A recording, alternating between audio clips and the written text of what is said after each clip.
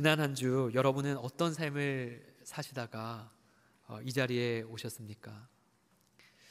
삶을 살아내시느라 무척 수고하셨다라는 위로를 드립니다. 지난 한 주간 누군가는요, 아픈 몸을 끌어안고 기도하며 병과 싸우는 삶이었습니다. 어떤 이는 부서진 가게와 집을 복구하면서 회복을 향한 한 걸음 내딛는 삶이었습니다. 어떤 이는 이 직장 생활하면서 맞지 않는 상사 그리고 여러 업무 스트레스로 지친 삶이기도 했습니다. 새벽에 일찍 일터로 나가서 늦은 시간까지 음식을 만들고 손님을 대하는 삶도 있었습니다. 어린 자녀들 끌어안고 바쁘게 돌보면서 정신없이 살아간 삶이었습니다. 또 사랑하는 이를 떠나보내고 눈물 짓는 삶도 있었습니다. 물론 어렵고 쉽지 않은 일들만 지난 한 주에 있었던 것은 아니죠. 하루하루 맡겨진 시간과 물질로 집을 돌보고 운동도 하고 친구와 만나 도란도란 대화도 나누는 그런 충실한 삶이었습니다. 여러분, 우리는 다양한 형편의 삶을 살다가 오늘 하나님을 예배하는 이 자리에 모였습니다. 지난 한 주의 삶의 모든 여정을 우리 주님이 아십니다. 우리의 모든 여정, 인생의 족적을 아시는 주님께서 저와 여러분에게 위로와 힘 주시기를 주님의 이름으로 축복합니다. 주중에 접한 복음의 메시지 문구가 있었는데요. 문구가 이렇습니다. 괜찮아, 다 알아. 괜찮아, 잘했어. 괜찮아, 흔들려도. 괜찮아, 넘어져도. 괜찮아, 충분해. 예수님의 격려와 위로, 이 복음의 메시지에 담겨져 있죠. 여러분, 이 예수님의 격려와 위로가 오늘 말씀을 통해 이 자리에 함께하는 우리 한 사람 한 사람에게 임하기를 간절히 축복합니다. 여러분, 삶이 때로는 고단하지만요, 삶에는 기쁨과 보람도 있습니다. 사람이 언제 기쁨과 보람을 느낄까요? 사람은 이 성장할 때 삶의 재미, 보람을 느낀다고 합니다. 혹자는 삶에서 가장 재미있는 것은 성장이다 라고 말하기도 합니다. 여러분, 생각해 보십시오. 부모가 성장하는 아이를 보면 기쁘죠. 아무것도 안 하는 아이가, 기어가는 아기가 갑자기 걷습니다. 또 걷고 갑자기 말도 해요. 그럴 때 그 모습을 지켜보면서 부모는 기쁨과 보람을 느낍니다. 손주를 보는 할아버지 할머니에게 말할 수 없는 재미가 있다라고 많이 들었습니다. 뿐만 아니라 일하는 것이 성장할 때, 성과가 보일 때 일할 맛이 납니다. 통장의 잔고가 이 수고하고 노동한 만큼 점점 많아질 때 돈 버는 재미를 느끼기도 합니다. 삶에서 가장 보람된 것, 재미는 성장에 있다라고 할 수 있습니다. 이처럼 일상생활에서 무언가 성장하면 재미와 보람이 있듯이 신앙생활도 마찬가지입니다. 매주 예배에 참석하면서 교회에 나오지만 육체적이고 정신적인 성장보다 더 고귀한 이 영적인 성장이 없다면 그런 신앙생활은 재미가 없습니다. 그렇기에 종교적이고 습관적으로 교회를 다녀서는 안 되죠. 신앙의 맛을 제대로 보려면 이 성장이 있어야 됩니다. 그렇다면 신앙 성장이 무엇일까요? 베드로후서 3장 18절 말씀입니다. 우리 한 목소리를 같이 읽겠습니다. 오직 우리 주 곧 구주 예수 그리스도의 은혜와 영광이 이제와 영원한 날까지 그에게 있을지어다. 아멘.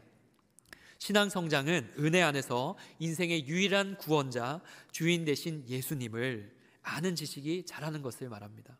쉽게 말하면 하나님을 아는 지식이 커져가는 것이죠. 사도 바울은 하나님을 아는 지식, 그리스도 예수를 아는 지식이 가장 고상하다고 표현합니다. 이 지식은 단순히 어떤 지적인 차원을 뛰어넘는 지식이죠. 전인격적으로 경험된 지식을 말합니다. 신앙생활을 한다는 거, 내 삶 속에 구체적인 하나님의 일하심을 경험하는 것입니다. 이런 점에서 신앙 성장은요, 삶 속에 일하시는 하나님에 대한 이 살아있는 경험적 지식이 날마다 축적되어져 가는 과정이라고 할 수 있죠. 여러분, 어떻게 하면 반복적인 일상을 넘어서 단순히 교회만 다니는 것을 뛰어넘어서 내 삶 속에 구체적인 하나님의 역사를 경험할 수 있을까요? 그 경험의 그 산 지식, 여호와를 아는 지식, 예수를 아는 지식이 어제보다 오늘, 오늘보다 내일 어떻게 하면 더 커질 수 있을까요? 오늘 이 질문을 안고 하나님의 말씀 앞에 서기를 원합니다.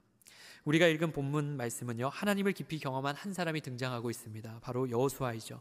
여호수아 1장의 배경은 이 여호수아라는 인물이 이 모압이라고 하는 장소에서 이제 하나님의 약속의 땅 가나안으로 들어가기 직전의 시간을 배경으로 하고 있습니다. 여러분, 약속의 땅은 하나님의 백성이 들어가야 할 사명의 땅이죠. 당시 가나안 땅은 수많은 우상신들로 가득 차 있었습니다. 그리고 죄가 가득 찬 곳이었습니다. 하나님은 하나님의 백성들이 그 땅으로 가서 하나님을 드러낼 통로로 사용하시고자 하셨습니다. 여러분, 여호수아가 이 여호수아 1장에 이르기까지요, 축적된 하나님에 대한 지식들이 많이 있었습니다. 출애굽하여서 공동체적으로 온 이스라엘 민족들이 함께 광야에서 하나님에 대한 지식이 있었던 것이죠. 그런데 특별히 여호수아 자신을 가르치고 지도한 사람이 있었습니다. 그 사람은 바로 애굽 곧 이집트에서 백성을 이끌어낸 모세였죠. 여호수아는 이 모세와 함께한 시간 동안요, 하나님을 많이 경험했습니다. 신앙생활은요, 홀로 할 수가 없죠. 여러분, 어떻게 이 자리에 앉아 계십니까? 나보다 한 걸음 나아간 어떤 이들과 함께 신앙생활을 해서 이 자리에 있는 거 아닙니까? 여러분, 신앙생활은 신앙의 선배를 만나서 함께 하나님을 경험하는 방법이 참 좋은 방법입니다. 특별히 1:1 제자훈련처럼 이 여호수아와 모세가 함께 하나님을 경험했습니다. 출애굽하고 광야에서 이 모세와 함께 여호수아가 경험한 대표적인 사건들 두 가지를 살펴보고자 합니다. 첫째는요, 느비딤에서 일어난 아말렉 전투입니다.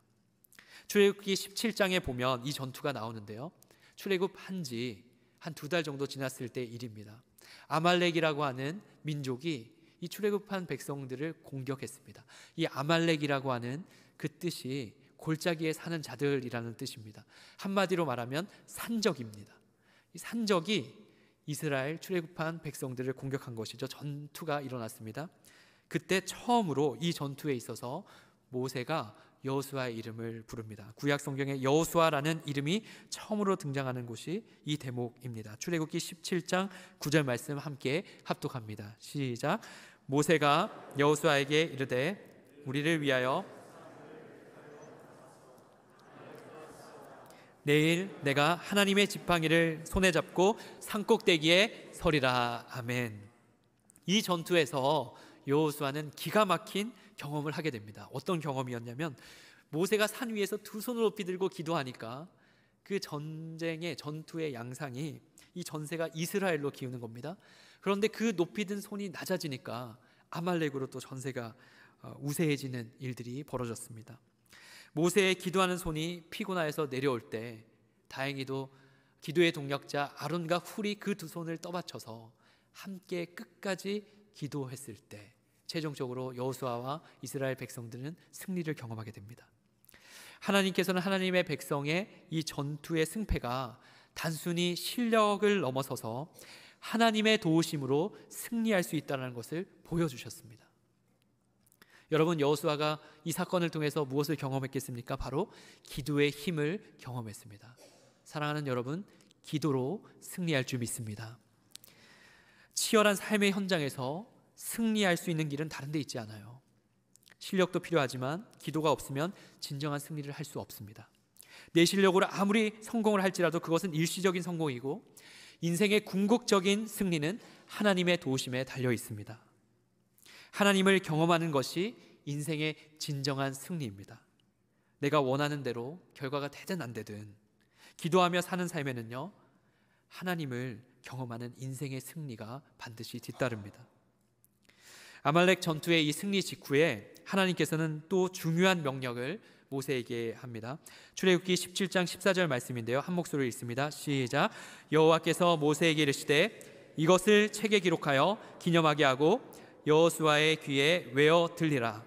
내가 아말렉을 없이하여 천하에서 기억도 못하게 하리라. 아멘.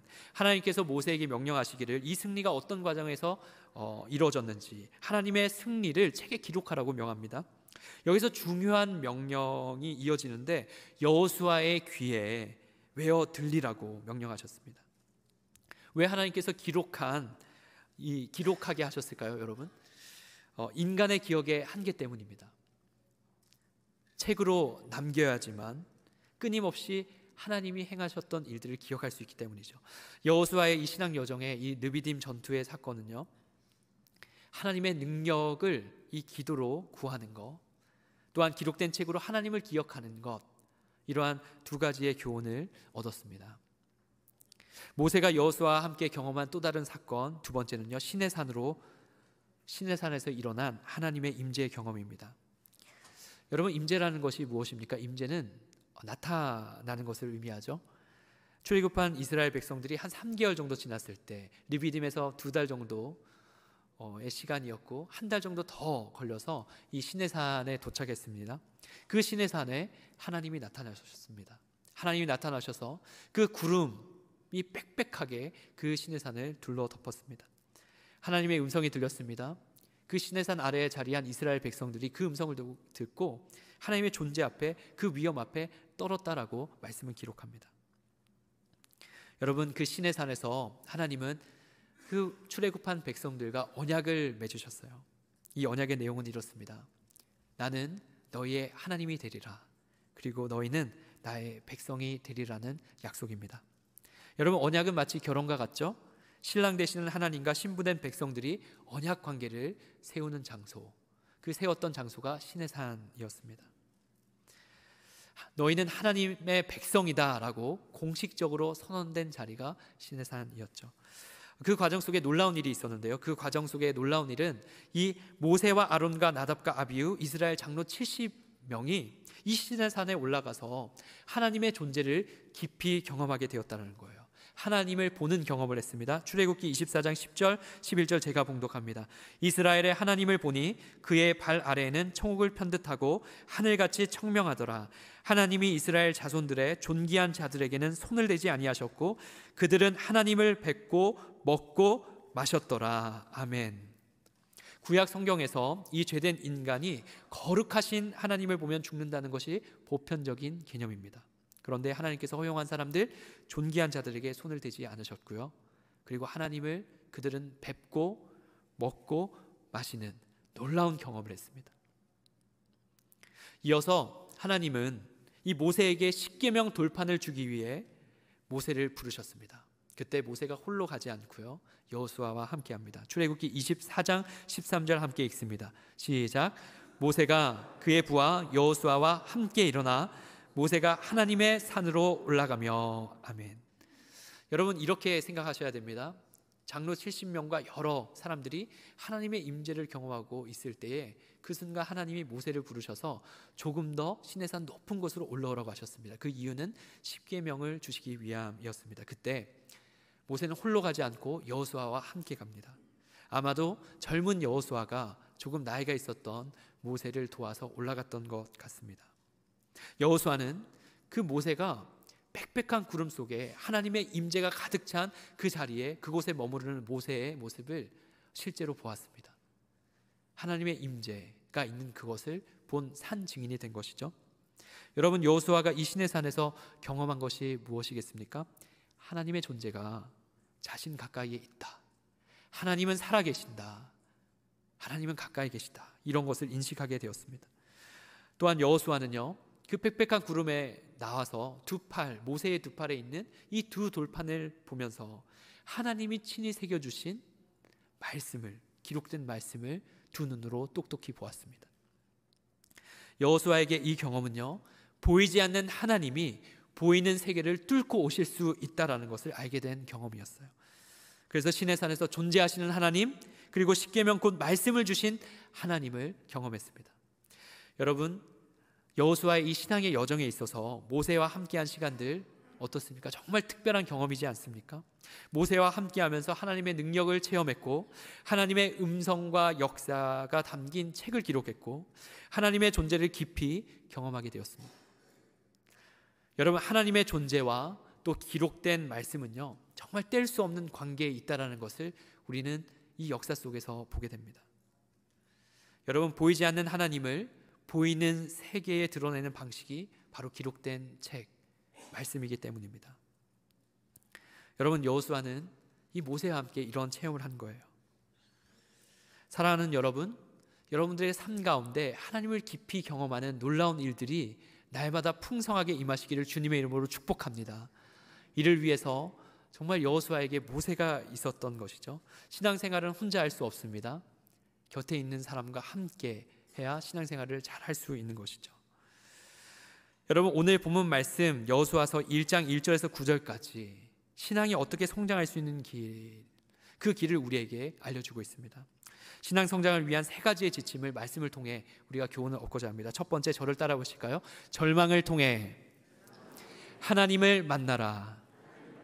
여호수아 1장 1절 말씀입니다. 함께 합독합니다. 여호와의 종 모세가 죽은 후에 여호와께서 모세의 수종자 눈의 아들 여호수아에게 말씀하여 이르시되. 아멘. 1장 1절에 보면 여호수아 자신을 지도하고 함께한 모세가 죽은 상황임을 말씀합니다. 여러분, 모세는 여호와의 종이었죠. 모세는 하나님의 신실한 종이었습니다. 그런데 그도 죽었습니다. 사람은 죽습니다. 여호수아와 40년 동안 함께한 그 모세가 죽었습니다. 1절에 여호수아에게 붙은 수식어를 또 보면 여호수아는 모세의 수종자라고 기록하고 있습니다. 이 수종자라고 하는 원어의 뜻은 섬기는 사람입니다. 하나님의 종 모세를 섬긴 사람이 바로 여호수아였다는 것이죠. 여러분, 모세의 수종자인 이 여호수아에게 있어서 이 여호와의 종 모세가 죽었다 하는 것이 어떤 의미로 다가왔겠습니까? 여호수아가 의지하고 따랐던 존재, 여호와의 종 모세가 떠났습니다. 아마 누구를 의지해야 될지 여호수아도 알고 있었겠죠. 하지만 여호수아의 심정에는 분명히 이런 마음이 있었을 거예요. 막막했을 겁니다. 전투를 하면 자신을 위해 두 팔 높이 들어서 기도해 줄 존재가 더 이상 없습니다. 잘못 판단하거나 감정적인 동요가 찾아올 때 안정시켜주고 든든하게 곁에 있어줄 그 믿음직한 존재가 사라졌습니다. 슬픔과 절망, 막막함이 여호수아의 내면에 차올랐습니다. 여호수아의 그 내면에 울린 한마디, 그 한마디를 생각해 보면 바로 이런 한마디이지 않겠습니까? 나 이제 어떡하지? 나 이제 어떡하지? 그런 절망적 상태에 있는 여호수아에게 하나님은 찾아오셔서 말씀하셨습니다. 여호수아서 1장 2절에서 9절까지는 그 찾아오신 하나님의 생생한 음성, 말씀을 담고 있습니다. 우선 2절의 말씀을 함께 보겠습니다. 그 찾아오신 하나님께서 말씀으로 여호수아를 위로하십니다. 2절 합독합니다. 내 종 모세가 죽었으니 이제 너는 이 모든 백성과 더불어 일어나 이 요단을 건너 내가 그들 곧 이스라엘 자손에게 주는 그 땅으로 가라. 2절 말씀을 그냥 읽으면요, 절망하고 슬픈 여호수아에게 그냥 하나님의 계획과 목적을 위한 부르심 정도로 이해하게 됩니다. 마치 눈물 흘리는 아이에게 그만 울어, 너가 할 일은 이거야, 이렇게 말하는 것처럼 느껴질 수 있습니다. 그런데 우리가 여기서 주목할 표현은요, 내 종 모세가 죽었으니, 내 종 모세가 죽었으니, 하나님께서 모세의 죽음을 말씀하신다는 점이에요. 이 한 표현에서 여호수아는 위로를 얻었을 겁니다. 왜 그럴까요? 하나님이 아신다라는 거예요. 여호수아야, 내 종 모세가 죽었다. 내가 아끼고 사랑한 나의 종이 죽었다. 나도 알고 있다. 내가 너의 절망과 슬픔을 알지. 내가 너의 상황을 알아. 여러분, 하나님은 모든 상황을 아시는 분입니다. 믿으십니까? 여호수아의 슬픈 감정도, 상황도, 위축된 그의 마음도 다 아시는 분입니다. 때로 우리는 하나님은 내 마음 몰라, 내 사정 몰라, 이렇게 오해할 때가 있죠. 그런데 이 땅에 오신 하나님, 그 예수님께서 이렇게 말씀해 주셨습니다. 너희에게는 심지어 머리털까지도 다 세신 바 되었나니 두려워하지 말라. 너희는 많은 참새보다 더 귀하니라. 너희는 많은 참새보다 더 귀하니라. 어떤 경우에라도 절망이 찾아올 때 하나님께서 모든 것을 아신다는 것을 기억하시기를 주님의 이름으로 축복합니다. 목회자로 제가 부름을 받고요, 사역을 하면서 여러 교회에서 겪은 동일한 경험이 있습니다. 제가 조금이라도 의지하려고 하는 사람이 있으면 하나님은 가차없이 그 존재를 멀리 보내셨습니다. 한 번은 중등부를 사역할 때 이 부장 집사님을 정말 제가 많이 의지했는데 어느 날 갑자기 그 부장 집사님이 이렇게 저를 이렇게 찾아오셔서 말씀하셨습니다. 그때는 전도사였는데, 전도사님, 제가 중국으로 주재원 파견을 갑자기 받게 되었습니다. 떠나셨어요. 뭔가 저에게 손발이 잘린 것 같은 느낌이 들었습니다. 그 다음 사역지에서 일어난 일입니다. 많이 의지했던 선생님이 계셨습니다. 속으로 이 선생님만 계시면 사역이 잘 이루어지겠다, 이렇게 제가 속으로 생각하는 그때 그 선생님이 갑자기 찾아왔습니다. 목사님, 제가 할 이야기가 있어요. 여러분 느낌이 오시나요? 뭔가 감이 좋지 않죠? 선생님이 조심히 말씀하시기를, 목사님, 제가 미국으로 연구차 1년간 떠나게 되었어요. 숨이 멎는 것 같았습니다. 이뿐 아니라 사역을 하면서 몇 차례 이런 반복적인 경험을 했습니다. 그러면서 알게 됐어요. 내가 정말 주님을 의지하기보다 사람을 의지하구나. 감사한 것은 사람은 떠났지만 그로 인해서 하나님을 더욱 의지하는 이 사역적인 체질이 제 안에 길러졌다는 것이죠. 여러분, 물론 여전히 저에게 연약함이 있습니다. 사람을 의지하고 싶은 마음이 목회자로서 들 때가 있습니다. 그럴 때마다 주님을 전적으로 의지해야지, 이렇게 기도하면서 주님 앞에 나아갑니다. 여러분, 질문합니다. 혹시 어디 멀리 떠나고 싶은 분 있으십니까? 저를 찾아오시길 바랍니다. 여러분, 인간의 절망은 신의 출발이다라는 말이 있습니다. 절망의 문을 통과해서 하나님이 찾아오십니다. 신앙 성장이라는 것은요, 내가 의지했던 것들을 점차 내려놓고 하나님만을 의지하는 과정입니다. 그래서 그 점차 의지했던 것들을 내려놓을 때 느끼는 감정이 절망이라는 거예요. 하지만 그 절망을 통해서 우리가 나아갈 길은 하나님을 전적으로 신뢰하고 의지하는 것입니다. 여러분, 절망의 순간 언제나 하나님은 가까이 찾아오십니다. 선지자 예레미야에게 그 조국 남유다 왕국이 멸망하는 순간 하나님이 그에게 메시지를 주셨어요. 예레미야서 29장 13절 말씀입니다. 너희가 온 마음으로 나를 구하면 나를 찾을 것이요 나를 만나리라. 사랑하는 여러분, 사람은 가도 하나님은 영원하십니다. 내가 의지할 사람이 사라질지라도 영원히 의지할 하나님이 계심을 믿으시길 바랍니다. 절망 속에 하나님을 만날 때 이전보다 우리의 신앙이 더 견고하게 서게 될 것입니다. 두 번째입니다. 저를 따라 보실까요? 말씀을 통해 부르심을 점검하라. 3절 함께 합독합니다. 시작. 내가 모세에게 모두 내가 너에게 주었노니. 아멘. 내가 모세에게 말한 바와 같이 이 표현은요, 이미 모세에게 약속한 말씀이 있었고 그 말씀을 다시 여호수아에게 반복하시는 겁니다. 오늘 여호수아서 1장 3절에서 6절 말씀은 사실 모세가 살아있을 때 이미 모세를 통해서 여호수아가 받은 말씀입니다. 모세가 살아있을 때 이런 일이 있었습니다. 온 이스라엘 백성을 모아놓고 여호수아가 다음 지도자라고, 다음 차기 지도자라고 하는 임명식이 있었습니다. 그때 모세를 통해서 하나님이 말씀을 주셨는데 그 말씀이 바로 오늘 우리가 읽었던 여호수아 1장 3절에서 6절 말씀입니다. 그 말씀이 신명기 31장 7절 8절에 기록되어 있습니다. 함께 합독합니다. 모세가 여호수아를 불러 온 이스라엘의 목전에서 그에게 이르되 너는 강하고 담대하라. 너는 이 백성을 거느리고 여호와께서 그들의 조상에게 주리라고 맹세하신 땅에 들어가서 그들에게 그 땅을 차지하게 하라. 그리하면 여호와 그가 내 앞에서 가시며 너와 함께하사 너를 떠나지 아니하시며 너는 두려워하지 말라, 놀라지 말라. 아멘. 강하고 담대하라. 가나안 땅으로 들어가라. 그 땅을 주겠다. 함께하겠다. 이 약속을 이미 여호수아가 모세가 살아있을 때 들었던 말씀입니다. 그런데 시간이 흘러서 모세가 죽었습니다. 자신에게 말씀을 전해준 그 대상 모세가 사라졌습니다. 그런데 이제 여호수아에게는요, 본격적으로 지도자가 되어서 이 온 이스라엘 백성을 끌고 약속의 땅, 그 사명의 땅으로 가야 되는 시점이었습니다. 그때 여호수아에게 찾아왔던 실존적인 질문이 무엇이겠습니까? 모세 없이 과연 내가 할 수 있을까? 과연 내가 부름을 받은 것일까? 나는 어떤 방향으로 나아가야 될까? 이런 고민이, 실존적인 고민이 찾아왔을 겁니다. 여러분, 흔들리는 감정과 흔들리는 생각 속에 하나님은 그분의 말씀으로 재차 확인시켜 주셨습니다. 강하고 담대하라, 두려워하지 말라. 모세와 함께한 것처럼 내가 너와 함께하리라. 내가 너를 떠나지 않으리라. 이렇게 다시 약속해 주셨습니다. 사랑하는 여러분, 하나님의 말씀은 흔들리는 영혼의 닭과 같습니다.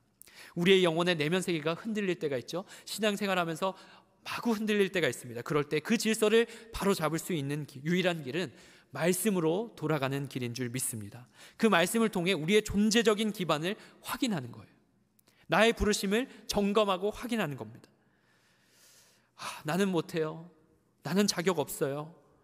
나는 일이 무서워요. 여러 내면의 소리가 올라오지 않습니까? 그런데 상황에 따라 흘러나오는 그 내면의 소리에 집중하는 것이 아니라 하나님의 말씀이 우리에게 무엇이라고 하는지 우리가 들을 수 있어야 됩니다. 로마서 11장 29절 말씀입니다. 함께 합동합니다. 하나님의 은사와 부르심에는 후회하심이 없느니라. 아멘. 여러분 믿으십니까? 하나님의 은사와 부르심에는 후회하심이 없습니다. 세번역 성경에는 이 구절을 이렇게 번역해요. 하나님께서 주시는 고마운 선물과 부르심은 철회되지 않습니다. 여러분, 여러분들이 이 자리에 있는 것 하나님의 부르심인 줄 믿으십니까? 여러분, 이 자리에 있는 것 하나님의 부르심입니다. 우리의 신앙생활의 모든 여정을 걸어갈 때 때로는 흔들릴지라도 말씀으로 다시 돌아갔을 때 결코 우리의 부르심이 철회되지 않고 날마다 우리를 하나님께서 인도하신다는 것을 확신하시기를 주님의 이름으로 축복합니다. 여러분, 세 번째, 저를 따라 보실까요? 묵상을 통해 형통의 길을 걸으라. 7절부터 9절 말씀을 우리 한 목소리로 천천히 합독합니다. 시작. 오직 강하고 극히 담대하여 나의 종 모세가 내게 명령한 그 율법을 다 지켜 행하고 우로나 자로나 치우치지 말라. 그리하면 어디로 가든지 형통하리니 이 율법책을 내 입에서 떠나지 말게 하며 주야로 그것을 묵상하여 그 안에 기록된 대로 다 지켜 행하라. 그리하면 내 길이 평탄하게 될 것이며 내가 형통하리라. 내가 내게 명령한 것이 아니냐? 강하고 담대하라. 두려워하지 말며 놀라지 말라.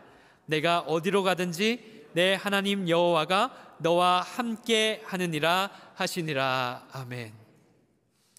7절 8절에 반복으로 보이는 이 단어가 있습니다. 그것은 형통이라는 단어입니다. 이 형통이라고 하는 단어의 의미는요, 번성하는 것, 풍성한 것 정도의 의미가 있습니다. 마치 나무의 열매가 풍성하게 맺어진 이미지입니다. 여러분, 인생을 통해서 여러분 어떤 열매를 맺고 싶으십니까? 7절, 8절, 9절 이게 서로 연결된 구절로 이해할 때 이 형통이 무엇인지 보다 더 선명하고 명확하게 우리가 이해할 수 있습니다. 우선 7절에 보면 율법을 지켜 행하면 형통한다고 말합니다. 곧 말씀의 순종이 형통으로 이어진다는 거죠. 8절 말씀을 보시면 묵상해서 지켜 행하면 형통하리라 약속합니다. 묵상과 순종 곧 실천을 통해서 형통이 이루어집니다. 이어 9절을 보면 전혀 형통에 대해서 나오지 않지만 아주 중요한 약속이 있죠. 7절 8절에서 약속한 이 형통하리라와 연결되는 약속입니다. 9절에 내 하나님 여호와가 너와 함께 하느니라. 이 약속입니다. 여러분, 무엇이 형통입니까? 인생에 어떤 열매가 맺어져야 합니까? 바로 하나님의 함께 하심의 열매가 인생 가운데 풍성하게 맺어져야 될 줄 믿습니다. 여러분, 인생에 있어서 하나님이 함께 하시는 것이 최고의 형통입니다. 왜 그럴까요? 돈과 권력, 부와 미모를 다 갖춘다고 해도 하나님 없는 인생은 종국의 망한 인생이기 때문입니다. 영원한 생명 없는 인생입니다. 그러나 무한하고 영원하신 하나님께서 함께 하시는 인생, 하나님과 동행하는 인생은 영생을 얻은 영원한 생명의 길임을 여러분 믿으시길 바랍니다. 하나님이 함께 하시는 것이 형통입니다.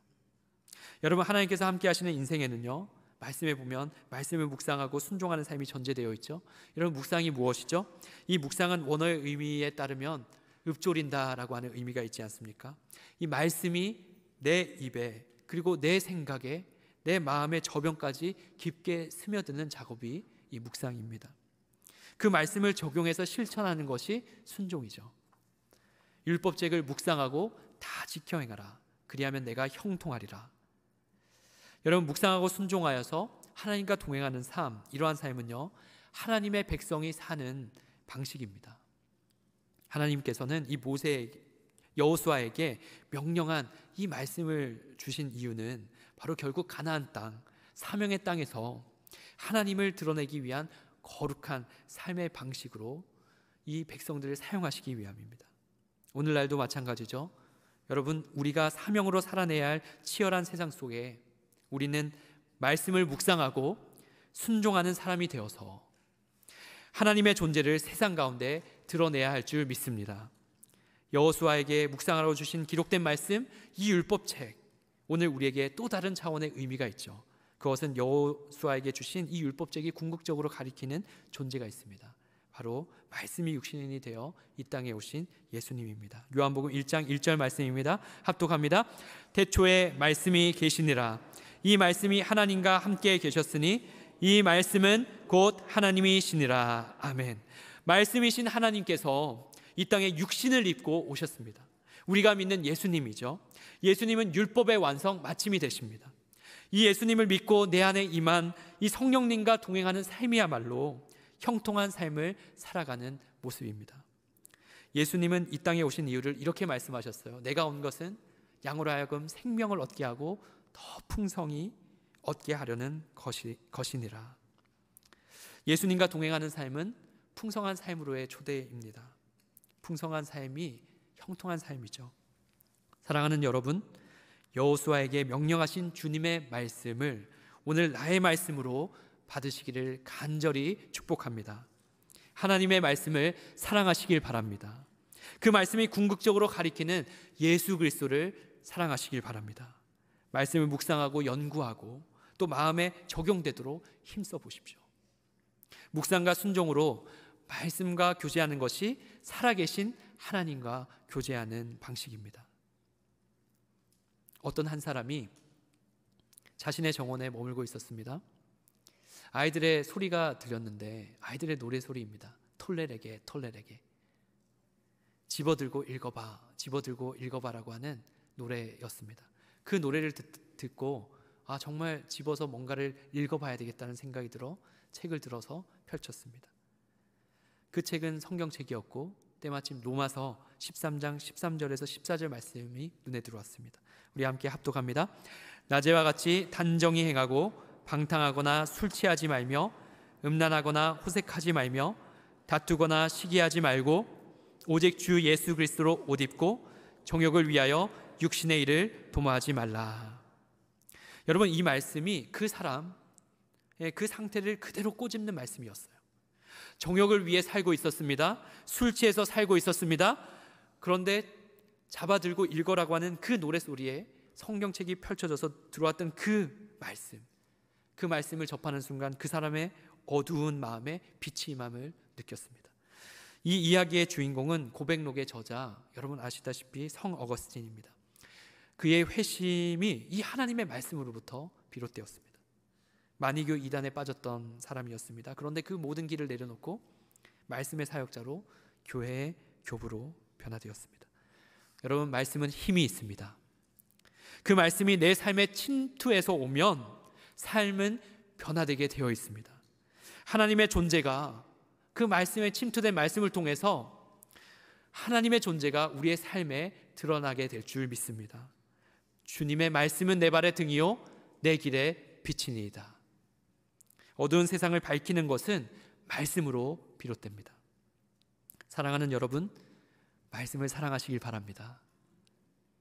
말씀의 묵상과 순종 그리고 실천하여서 하나님과 동행하는 삶으로 여러분들의 그 삶으로 세상이 변화되는 것입니다.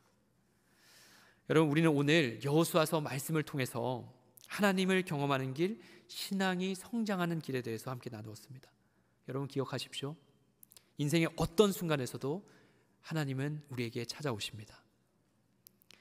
절망을 통해 하나님을 만나고, 약속을 통해 부르심을 점검하여서, 묵상을 통해 형통의 길, 예수님과 동행하는 그 길을 믿음으로 나아가는 저와 여러분 되기를 주님의 이름으로 축원합니다. 하나님의 약속을 의지하여서 신앙의 성장과 성숙이 우리의 삶 속에 풍성히 임하기를 축복합니다. 그리하여서 여러분, 세상이 얼마나 험합니까? 이 험한 세상 가운데, 흔들리기 쉬운 이 세상 가운데 굳건히 서서 우리의 사명의 땅, 우리가 살아가고 있는 그 삶의 자리에서 정말 주님의 말씀으로 변화된 내 자신이 하나님의 존재, 그 존재를 드러내는 통로로 귀하게 쓰임 받으시기를 주님의 이름으로 간절히 축원합니다. 함께 기도하겠습니다.